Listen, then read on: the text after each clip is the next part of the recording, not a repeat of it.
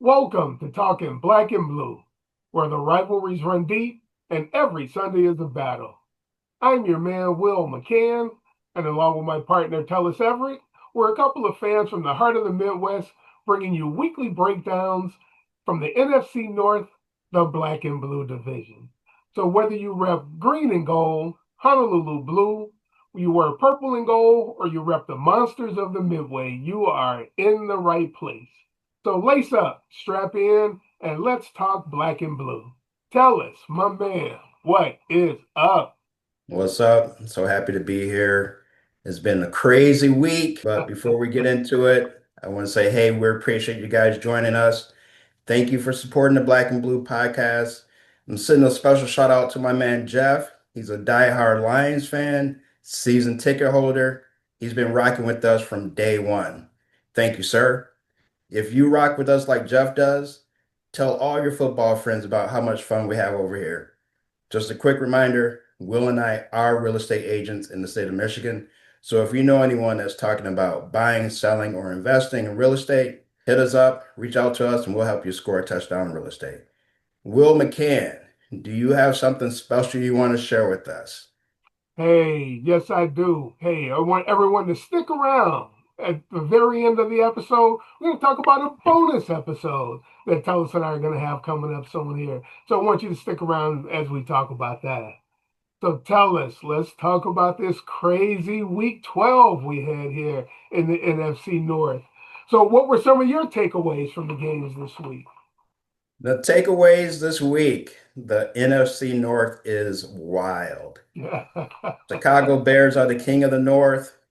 Green Bay's out here Green Baying. The Lions look like a wild card team. And if you're doing math in Minnesota, 16 of 32 plus two interceptions equals 9. Equals. Nice, nice.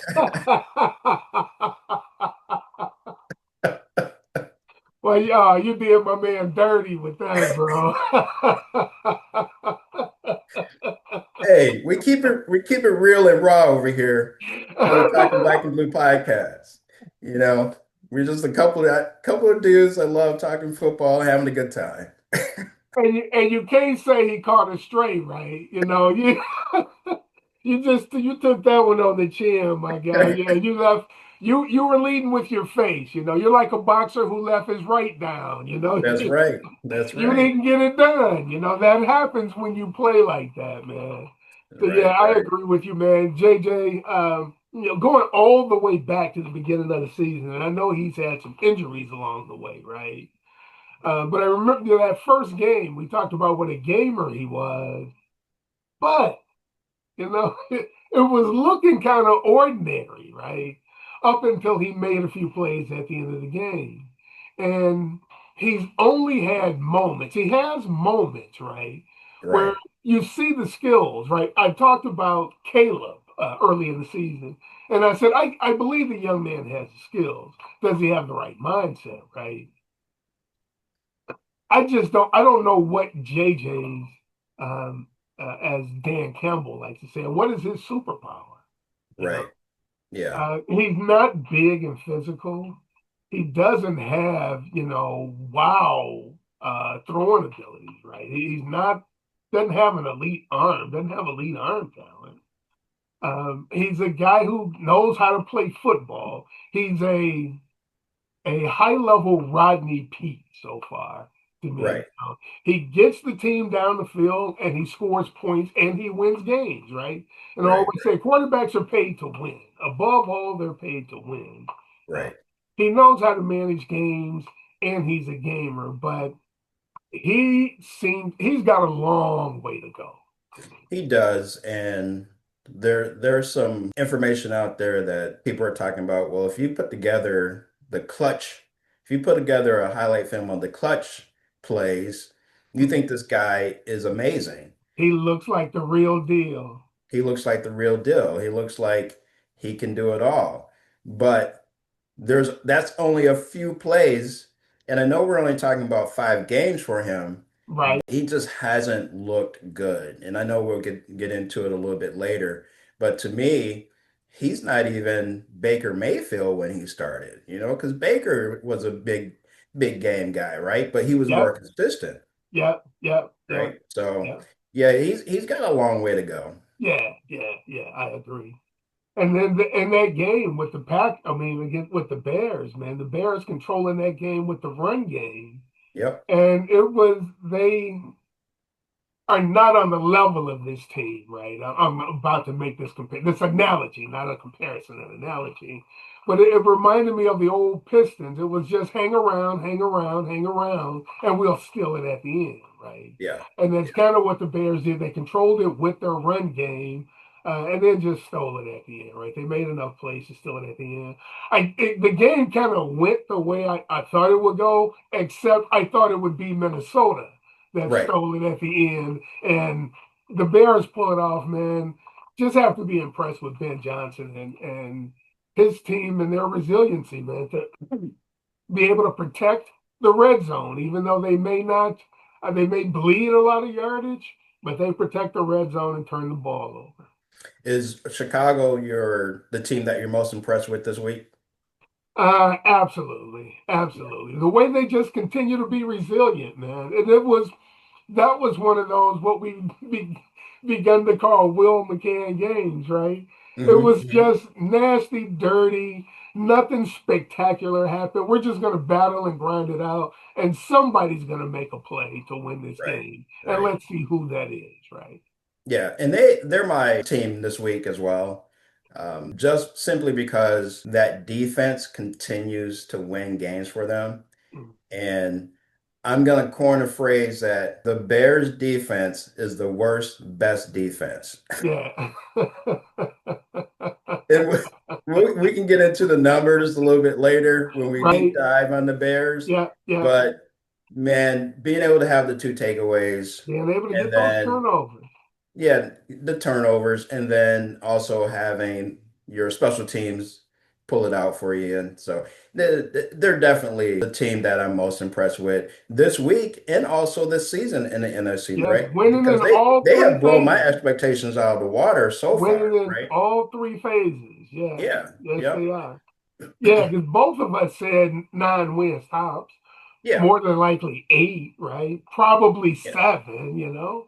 Well, the 8 or 9, well, the 9 wins is still in the cards They've for got the a tough season. stretch coming. So, yeah, Yeah. The, don't the count your 9 wins is still in the cards. don't count your chickens till they're hatched. Right, right, right.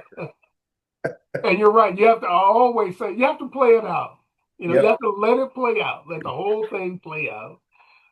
As Parcells was the first one I heard, phrase.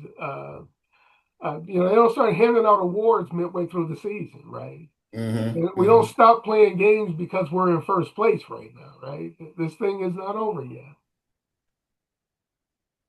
All right, and let's move on and start talking about the individual teams here. Starting with the first place, Chicago Bears. Yeah, so the Chicago Bears, first place team, they are resilient. They're finding ways to win these close games. Their quarterback is developing. You're seeing the development happen. There's something about Ben Johnson, man. Yeah, Just the yeah, way he's got these guys focused and just believing in the process and being able to win games. This was a sloppy, ugly game, and that defense is dominant, especially when they have in the takeaways. mm-hmm. With the safety, Kevin Bird, and Right. he's leading the league with 5 interceptions.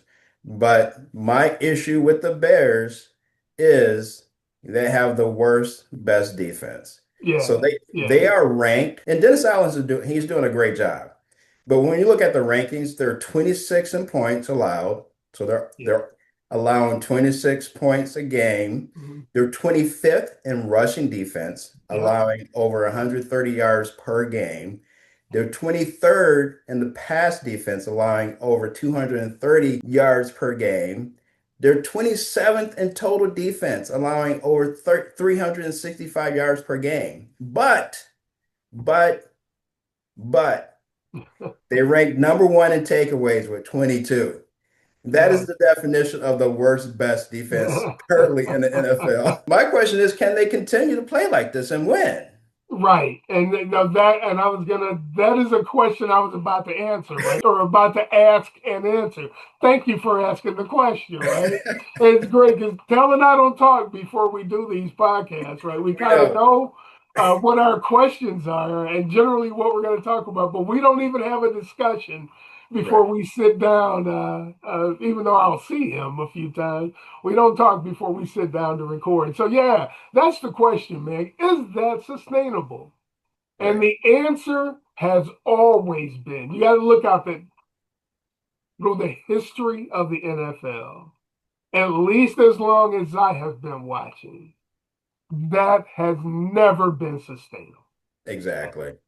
Because Exactly. eventually you're going to end up playing a team who is risk averse and they're Yep. not going to turn the ball over. They're going to just keep pounding you, and they'll take the field goals if they have to, right? Right. Right. They'll take the field goals as opposed to turn the ball over and force you to have to keep up. Hmm. So, can they continue to win games? Yeah. Yes. Is it sustainable? Can they make it to the NFC Championship game? Not unless the defense starts to play better. Yes. Yeah. And the other thing that we have to consider is that the offensive line is playing really well, and that's going to keep them in the game, right? So Always. their pass blocking win rate is 71%, so that's second in the NFL currently. And their run blocking win percentage is 74%, which is fourth in the NFL. So those stats are going to keep them in games because they can control the time of possession, they can get up and down the field. The other part of the bad sandwich is the completion percentage is 27th in the NFL at 62%, and their yards per pass is 29th at 6 yards. Yeah. So again, when you dig into the numbers, you can see that this team is winning ugly games Yeah. because the offense is able to continue to hold the ball and put pressure on the other team's offense so that they Yeah. have to throw the ball or take risks. And They then your shorten the game. defenses, and then your defense under Dennis Allen is able to take advantage of those risks. Mm-hmm. But like you said, when you get later in the season, you're playing better teams, they're Mm-hmm. going to take care of the ball Yeah. and you're not going to be able to win those games. Yeah. So they have a tough road ahead of them, but man, they have outpaced my expectations. Yeah. If you're a Chicago Bears fan and your season ends at 500, you should still feel really, really good because you have your quarterback. Yes. It's Yeah. been I would agree. demonstrated that you Yeah. have your quarterback. Yeah. That now, when you talk about Minnesota, that's another question.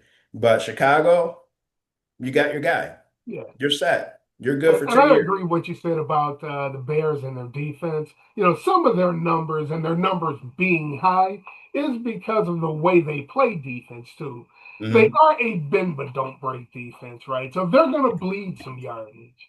It's when they get you down into the red zone, when the field is shorter, where they tighten up a little bit, and that's where they get a lot of their turnovers. So some of that is by design, and some of that is because they just can't stop people from running the football too, right? Right. Right. It's hard, even when teams get into the red zone, when they're able to run the ball against you, you still are going to bleed points, right? Yep. So yeah, they've definitely got to tighten up their run game. But man, you talked about their offensive line. Man, I'm so impressed. They spent a lot of money on their O line. And Jackson Dolman and Tooney were not playing well at the start of the season, but they have really started to play well in the stretch where they started to play well as a unit. Their tackles, I think, have played well, pretty much all season. Yeah. Their team really started to pick up. And if you can run the football and play defense, you are going to be in every game. Yes. And that's what the Bears are doing right now. Right. Yeah. And your quarterback doesn't have to be great for you to win. Like I said, the quarterback's paid to win. And I see a young quarterback developing, and he develops the way um, a lot of young quarterbacks do, right? They are good at the start of the game when he has a script and he's Hmm. following the script.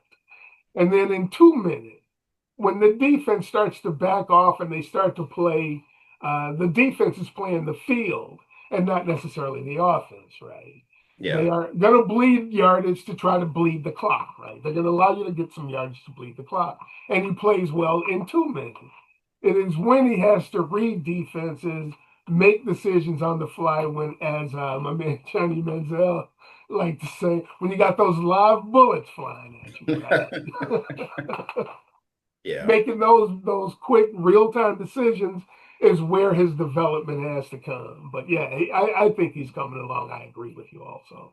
Yeah, and I think with Ben Johnson doing what he's doing with him and coaching him and the way they're calling the plays, if they can get a decent running game going, then they can have him under center, have Caleb under center and do some play action stuff. So then he doesn't have to really think about what defense are Right, doing.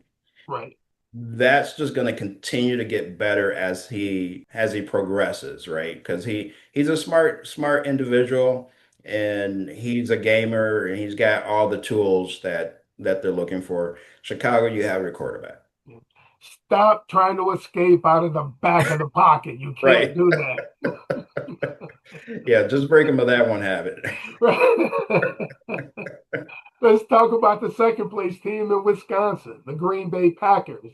How do you think the Green Bay Packers should be feeling as we head into week 12? Sometimes you have a bad day at work, but you still win the game. Yeah. Like Green Bay, man. Look, I know I've been hard and critical on Jordan Love. Mhm. 6 to 8 dropped passes by the receivers, three by Dobbs himself.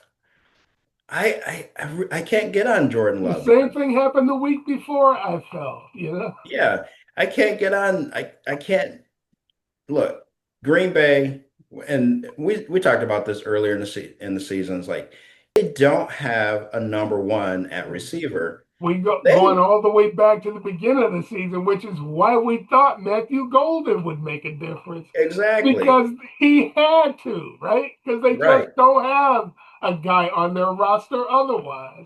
And right, he right. turns out not to be a guy. He's not a dude, right? Yeah. Or he And doesn't look like it so far, I should say. yeah, so far and he's injured. Yeah, But at this point, Green Bay, you don't have any receivers. yeah. You don't even have a receiver room. I don't besides Romeo Dobbs and Christian Watson, who else can I name? Like you don't have anyone. Go get yourself a receiver. Please help But Jordan out. who's on the street right now they can go get? Odell Beckham has retired, right? They can't even Yeah. go get I him, mean right? yeah, they can't at this point, but all season, God, you gotta get Jordan Love some talent around him, Yeah, right? yeah. That being said, your defense is look, you played the Giants and Jameson. Man, they shouldn't have been in this game. They just should not have been in the game. Well, So I'm not gonna let you talk about Jameson like that. Man, I love James. I mean James. I love yeah, James, yeah. man. But the defense is fifth in yards allowed per game, right? Yep, And then they're seventh in points allowed in yep. game. So your defense is not the rock star that we thought it was going to be. Wait a minute. How? You don't think top 10 ain't good enough? No, no, no, not, Man, how can you be that hard on the Packers? not. After watching this game, I am not You impressed. guys I are need, 16, I 16 need, off I start. need if Green Bay wants to move forward throughout the rest of the season into the playoffs and see championships, all that kind of stuff, that defense has to be lights out. Now, Rashawn Gary is doing his thing, right? He's doing his thing, and Mike is over there, and you're getting it going. But here's a thought I had, and I might want to elaborate on this at some other point. Are Okay. we looking the NFL today, Hmm. this season? Yep. Are we looking at a transition from offenses being dominant to Hmm. defenses being dominant? Yeah, that's something we can mix in and talk about because Yeah, I was going to bring some of that up when we talked about the Lions as yeah, we come yeah. up here. We didn't. I didn't elaborate much on their game. Right. Their game with I mean, we the. can do this like some other time But where we can get yeah, into the weeds about it. that's But I feel yeah, like there's a transition yeah, where if you want to be Super Bowl caliber, you have to have these high-powered defenses mhm, versus the last few seasons or so, especially when you look at Kansas City, where yeah, you had high-powered offenses, right? yeah, So that's something I kind of in the back of my head. So, but that is my perspective on the Green Bay Packers yeah. defense. It's a top 10 defense, it's not an Yeah. elite defense. Okay. Oh, okay. I'm just gonna let that marinate for now, right? I'm gonna let that marinate. I'm not even gonna respond to that. I'm just gonna let that marinate for a minute. Uh, I'll say, man, you don't grade them on the curve at all, bro. You cut Hey, them boys no slack. hey, it's an organization that has a legacy of They have a legacy of high standard. high They standards. call themselves the city of champions, right? There you go. There you go. So Yeah. I hear you, man. I mean, are they playing to the level we thought they would once they acquired Micah? That I don't know. I don't know if they're quite at that level. So I mean, I agree with you there. But to say that they're not playing at a championship level, that I think I would disagree with. Because I think they are. I think he has made that kind of impact. I think the reason Rashawn Gary is playing so much better is because of the impact of Michael Parsons. Their run defense has definitely taken a hit without Kenny Clark. There's no Hmm. question. Hmm.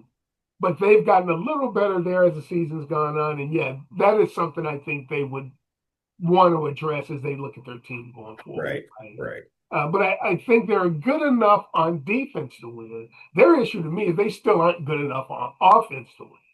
Right. And they're not going to get good enough. A quarterback's best friend is a run game, Yes. and his next best friend is a tight end, right? Yes. Your best players have to be the guys that are closest to the football.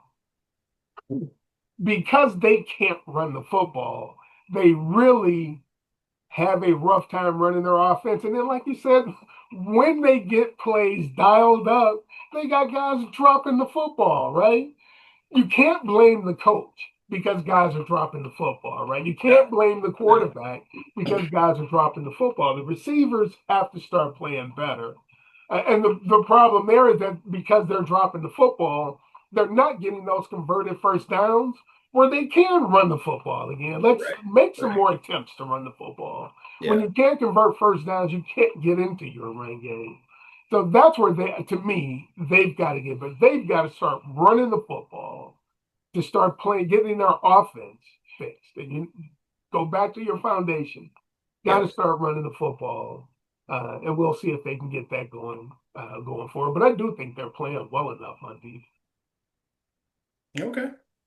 Right, let's talk about the next team in the division, the third place team, the falling team, the team who's lost two of their last three games, the Detroit Lions. How should they feel heading into week 12? Detroit legend Mel Farr. We have a problem, superstar. Mel Farr superstar? Nice. Look, I was if we did this show on Monday, I would just be all over Dan Campbell and the fourth down decisions and all that kind of stuff, right? But it's Wednesday morning. I've settled down, and I'm just gonna say the aggression that Dan Campbell has coached with has gotten the Lions to where they are, which is 100% better than where they were before. Okay. So I'm Yeah, not going to beat him up. yes. I will say this, however. I was just about to say, I hear a however coming. However, you have to at some point manage to the game you're playing. And your defense under Calvin Shepard was doing a great job. And you robbed them of the opportunity of winning that game, your defense, because you were so aggressive. Mhm. All you had to do was take a couple of field goals, couple of points on field goals there, right? And Mhm. then punt to control the field position, Yeah. right? If you're managing to the game, you're in this game, and it's a lot, and it's closer than what it was. So that's where I'm at. I think offensively, the line is still struggling. When the line is struggling, Jared Goff is going to be inaccurate. Um, my feeling is that I don't care if he's indoors or outdoors. His numbers are pretty similar as far as completion rates.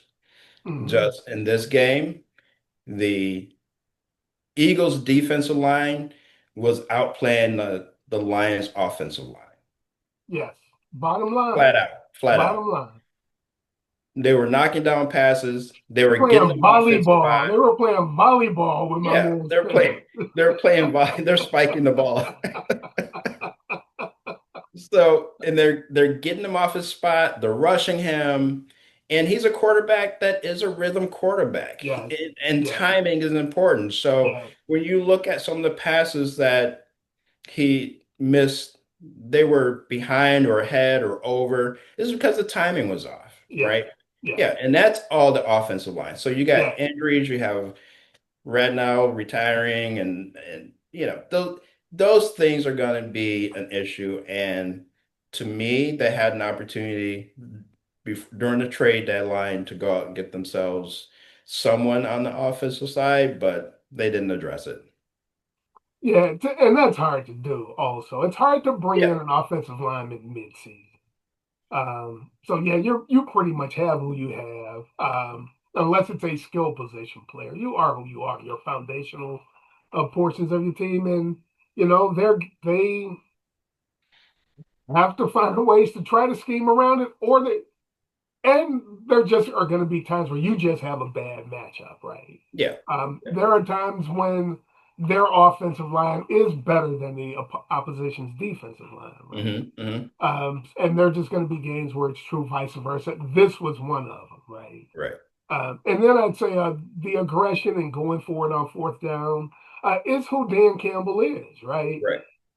They have scored, I think, 5 touchdowns this season on fourth down. That's Hmm. why he Hmm. went for it on fourth down, with goal to go in this game, right? Or against the Eagles, the last game against the Eagles. It's Right, just who he is, right? right. Um, so it's hard to read.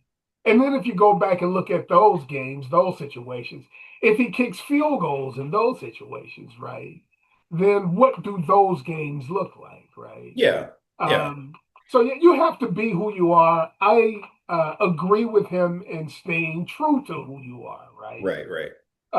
It's hard to, in the moment, um, evaluate the decision as being good or bad, right or wrong, because it is a results based business, but the decisions to me are not always results based, right? Right. Um, if you say going forward on fourth down, or yeah, going forward on fourth down when he should have kicked the field goal, in those situations where they've scored touchdowns on fourth down, does that same theory apply in those situations? You have to say that also, there, right? Yeah. When does it dictate when to kick the field goal? I always say if you're leading, go for the touchdown. If you're behind, kick the field goal.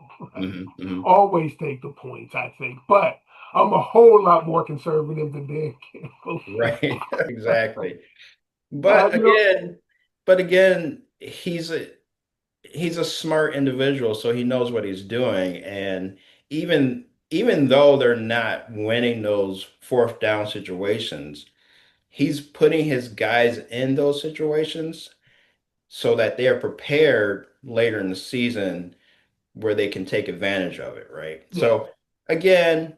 I'm not going to beat him up for those decisions. I Mhm. just feel like him taking on play calling 2 weeks ago and trying to manage this game, Yeah, the two things kind of clashed. Where if he was able to pull back, he may have kicked at least one of those for a field goal. Mhm. And also, you would have punted when you were on your own 38-yard line. So, Yeah, that one. That is the questionable one, right? right, If you question them for any fourth down ones, that would right. be one for sure. Yeah, And they've run that play too many times, right? yeah, yeah. Philly was ready for it, expecting them to come up with some, trick play in a big game because that's what Dan Campbell does, right? That's what he does. It's part of his MO. So now you kind of have to switch up a little bit so people aren't expecting that. But Right, what I right. do like is they are now running with JMO, Hmm. right? As far as having St. Brown be the decoy coming across the middle and then JMO following through. I, that's beautiful. See, I don't think I thought some of that was by design because Yeah, they were bracketing St. Brown so yeah, much. In fact, they yeah, targeted him 12 times, and he only had two receptions in the game. yeah, So Philly did a good job of breaking him down, and I thought that left JMO open. I thought that would have been last week. I predicted the Lions would win this game. I had a feeling my prediction was in trouble when I found out Laporta wasn't going to play right. Yeah, because that took out the tight end in the middle of the field. If yeah, you put anybody else in the game to try to be that player in the middle of the field, it's obvious you put that guy in the game to be that right. player. So, Yeah, I you felt the know, same way. yeah, it's coming. Yeah, I So, felt the same way. right. And then moving to the fourth place team, the Minnesota Vikings. How do you think the Vikings should feel heading into week 12? So, right. The, despite the two interceptions by JJ, he did lead you to a almost game-winning situation. When he left the field, his team was winning. His team was winning, but the defense. All right, let me just okay. So JJ, this is the biggest question, right? You made a decision at quarterback, the Minnesota Yeah, Vikings. yeah. You have to ride it out with JJ for the rest of the season as long as he's healthy. Okay. Now, And next season, if you ask me, but go ahead. yeah. So after 5 games, his completion rate is 52%, yards, 842 yards, 6 TDs, 8 interceptions, and a passing rating of 61.7. It sounds bad. It looks bad, And but I'm going to give you some numbers for another quarterback in his rookie season. And if you want to guess, guess. If not, I I'll just think by the completion percentage alone, I think I know who you're going to say. completion percentage was 52%, yards through 12 games, 2,074 yards. Okay. Through 10 touch 12 games, through 12 games because it was the full rookie season. the full rookie season. Full rookie Okay. season. All Okay. right. Got it. I'm trying to give the Vikings fans something to look to. Okay. Right. Okay. Give them Give them hope. some Give them hope. positivity. Yeah. Give them hope. Give them Give hope. them hope positively. So let's start over. This individual rookie played 12 games. His completion rating was 52%. Yards was 2,074 yards, 10 touchdowns, 12 interceptions, a quarterback rating of 67.9. Do you have a guess who this is? Let me think. Let me ask this: Is he was his rookie year after 2010? Yes. All right. Let me give it to you. Go Go ahead. ahead. No, no. You have a guess? I was gonna guess Cam Newton. Josh Allen. Josh Allen. Okay, okay. Josh I Allen. can. Viking fans, you might have Josh Allen. We won't know until maybe year 3 or 4, right? Right, right. Right. So look, we talk about it every week. He's inconsistent. He looks like a rookie. Yep, Your defense is keeping you in games, yep. right? Um, I mean, Brian Flores is if he doesn't get a coaching job next year, I'm gonna be upset because Yeah, he's doing his thing, right? yeah, yeah, With Dallas Turner and Van Ginkel, you have a really good defense. yeah, Actually, you have good weapons on the offensive end. yes. Your problem is that because you because you have a rookie quarterback, you're wasting talent all over the field. Hmm. You should be competing for the division Hmm. and maybe conference championships based on the talent you have. But the one issue you have is you have a rookie quarterback. So if I'm Minnesota, I Hmm. am a little sick as a fan. I'm a Hmm. little sick. I'm like, ooh, I thought we had something. Yeah. We won 14 games a year ago. We won, you know, 2 years ago we won a ton of games. And the only difference is who's that quarterback. So I would. I hear you. I hear you, man. And I was really. I thank you for giving the Minnesota Vikings fans hope. You've given me encouragement. You've actually changed my mind about the way I'm going to present what I was going to present. okay. Because I didn't want to be negative, man. I didn't want to say the Minnesota Vikings really are playing for 2026. I didn't Yeah. say that. I didn't. I let that slip. I didn't mean to say that. I didn't mean to say that. And it's because of a lot of what you said, right? I like their roster. They've got a nice roster. You're right. They have a roster good enough to be a team that can play in the NFC Championship game, Hmm. but they don't have an answer at quarterback. And I don't put it all on JJ though on offense. To me, a big contributing factor is their offensive line. Yeah. Because their offensive line hasn't played well, they haven't been able to run the football.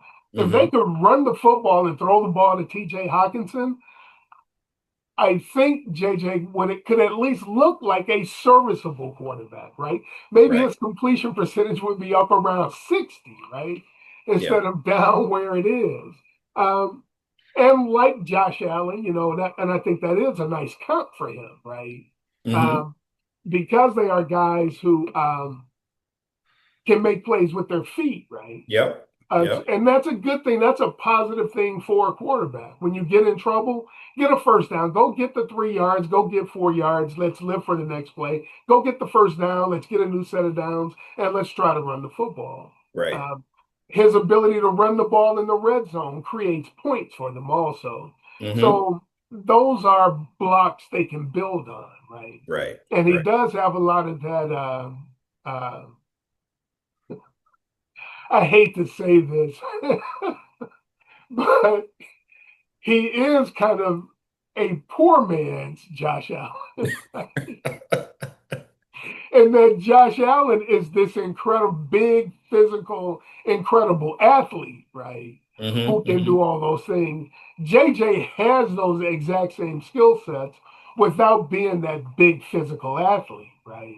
Yeah. So can his body endure being that type of player, right? But Right. there's nothing wrong with, to me, as a quarterback develops, use the skills that you have. And if one of Oh, those skills is your feet, go get first downs with your feet. Matriculate the ball downfield, and let's keep developing. so let me ask you this question.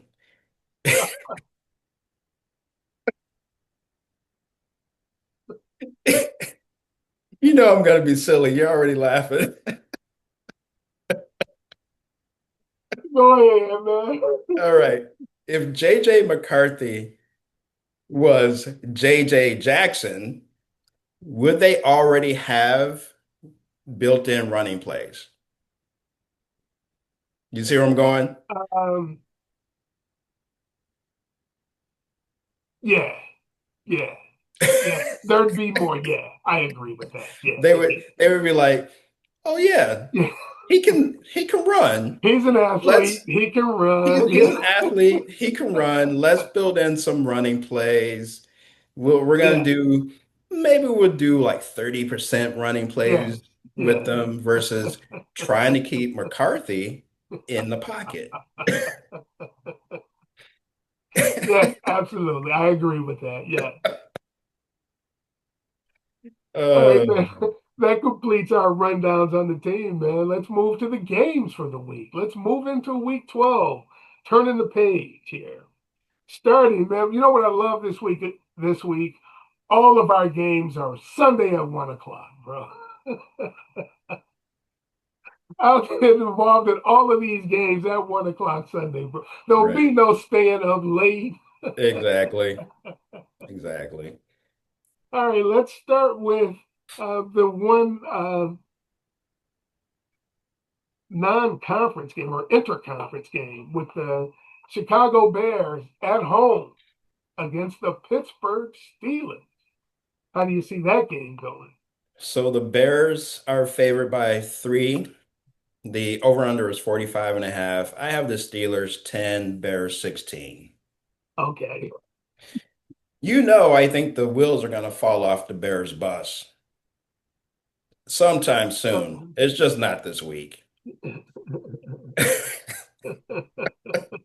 The Steelers' total defense is 28th in the league. They've allowed over 360 yards per game. They're ranked 22nd in points allowed. So the Bears should take care of business against the Steelers. I don't care if what's his name? What's the guy's name? Mason Rudolph? Mason Rudolph is playing, or yeah, the Chicago Bear guy that owns them. He could be playing. I don't care. Right? The Bears you think you Bears win. think you think Sheila McCaskey could get out there and line up at tight end for Oh them? no, I was speaking of Aaron Rodgers. Aaron Oh, Rodgers owns the Chicago Bears. right, right. Oh, okay. I missed your reference. I Yeah, missed yeah, your yeah. reference. So yeah, I don't care if Rodgers is playing or Rudolph is playing. The Bears should win this game. They should definitely win this game. Yeah, I agree. I think the Bears should win this game also. But you know me and my professional pride, Mike Tomlin rallying his troops, getting them ready for a big game on the road. I think this is one of those games, right? Don't forget the up down theory. And I would go up down, but didn't Pittsburgh win last week?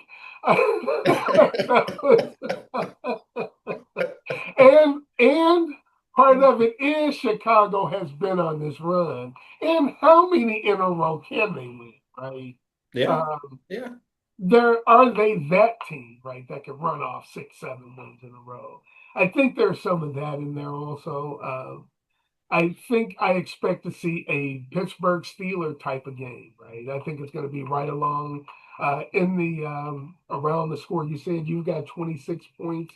I've got a few more than that. I've got them in the low 30s. Okay. I've got this game Pittsburgh 19, Chicago 17.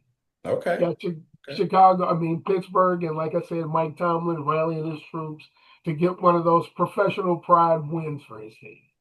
Yeah, yeah. All right, and then let's move on to the conference game. The Detroit Lions at home against the New York Giants. So Detroit is favored by 10 and a half. The over under is 50 and a half.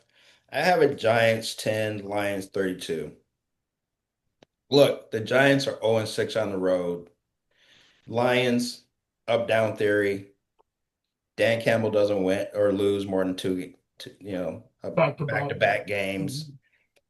My hope is that they win the game early, come out healthy, and rest up for the Thanksgiving Day game against the Packers. So Giants 10, Lions 32. Yeah, I've got it similar. I've got Lions 28, Giants 17. Okay. I think it'll be a game, like you said, up down. I think this is an up week for the Lions. I think they'll play better at home. Don't know. I haven't heard yet whether it's going to be Jackson Dart or Jameis at quarterback for the Giants this week. Um, at home shouldn't matter for this team. The Giants do have a really good defensive line. They can create problems for the Lions in the pass game. Um, I've noticed that one of the things I saw last week with the Lions is they start to throw the ball on the perimeter to Jameis Winston, to Jahmyr Gibbs to get him outside Yeah. and attacking on the edges. And that alleviates some of that interior pressure that they're Right. getting the ball out of Goff's hands quickly and into the hands of a playmaker quickly. That's actually an extension of the run game Yes. by throwing the ball out wide to the back like that. So I think you'll see a lot more of that from them going forward to try to Hmm. address the issue that they're having up front. And I think they're playing well on defense, well enough where they should be able to win. Right. Right. And then lastly, the division game this week. Big division game at Lambeau Field, where the Green Bay Packers will be hosting the Minnesota Vikings. How do you see this game? Packers are favored by 6.5. The over-under is 41.5. I have the Vikings 20, Packers 28. It's a home game for the Packers, so they should be able to take care of the Vikings, but the Packers be out here packering. They're always playing down to the opponents. To the level of the competition. They, Exactly. they have a habit of playing to the level of the competition. I agree with you. Right, right. So as long as they don't turn over the ball, they should be able to take care of the game. I think Packers win this game easily. Yeah, this is one of those. This is a trap game for the Packers to me. Just like actually, it's a trap game for the Lions, where they better be on upset alert because I think both teams are looking to Thanksgiving, right? Yeah, And this is a division game for the Packers. Division games are always hard fought. They're always difficult. They're always battles. I expect this to be the same. And those division games where, like you said, they you don't think they will turn the ball over. That's all it takes in a division game to swing a game right the other yeah, direction. yeah. So yeah, but I agree with you. I expect it to be a good, hard fought NFC North black and blue game. Some people are going to come out of this game with bumps and bruises, and I see Green Bay coming out of this game 24-20. Okay. So we're the same on the two games, but you got the Steelers over the Bears, and I had the Bears over the Correct. And I Steelers. was Okay. going to point that out. Where the division game, we're the same. The Green Bay and Detroit game at home, we've got those the same. We're the opposite on Chicago, Pittsburgh. Yeah. Last week, you and I were both 1-2. Yeah. Yeah, we both took it on the chin with the Detroit Philly game. We both thought Detroit would pull that game out. We both had the Vikings winning that game against at home against Chicago, and Chicago won that one. And then we had Green Bay over the Giants last week. So Okay. for the season, that puts you at 20-15, and me at 23-12 in a three-game lead going into this week.